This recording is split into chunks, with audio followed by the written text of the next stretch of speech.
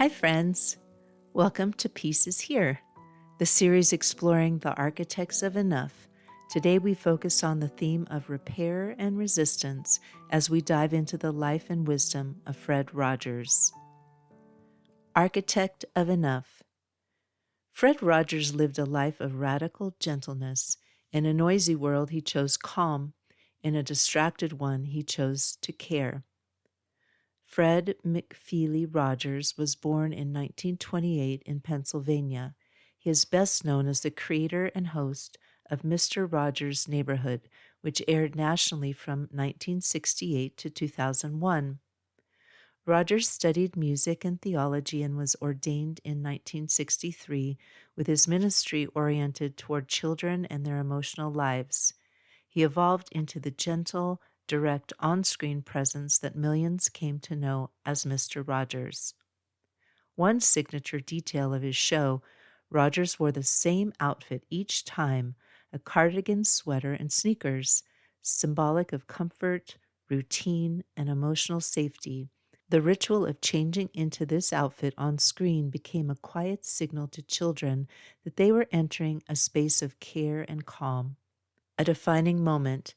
In 1969, Rogers testified before a Senate subcommittee to defend federal funding for public television.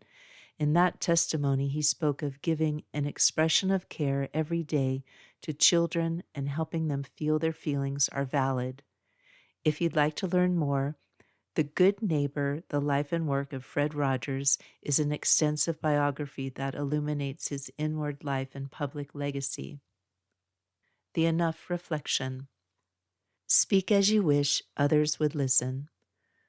Rogers often spoke in clear, calm, undramatic tones, never patronizing nor simple-minded. He believed language matters deeply. He trusted the inner life of children, and that trust infused everything he said.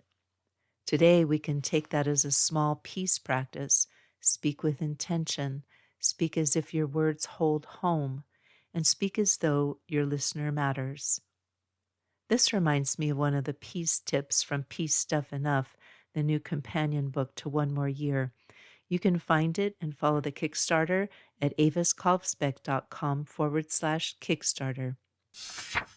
Pedro says, Mr. Rogers made more than 200 songs for his show. He composed music, wrote scripts, and performed all with the same gentle attention. What's one small kindness I have spoken or withheld today? How might my tone shape what others feel, not just what they hear? Words to keep. Rogers used simplicity not as limitation but as clarity. One quote often attributed to him says, "Life is deep and simple, and what our society gives us is shallow and complicated." We don't need more noise, more objects, more distraction, only more care. If this daily message has brought you peace, please take a moment to subscribe and share this episode with someone who needs it. That was the life and wisdom of our architect of enough for this episode. If their story has inspired you to seek your own path to less consumption and more contentment, then please step off the treadmill with me. Let's learn from the architects of enough and discover together that for our planet, for our community, and for ourselves, peace is here. To follow my work, including the new book, Peace Stuff Enough, the entire Pedro the Water Dog Saves the Planet series, and the podcast archive, visit aviskalvsbeck.com.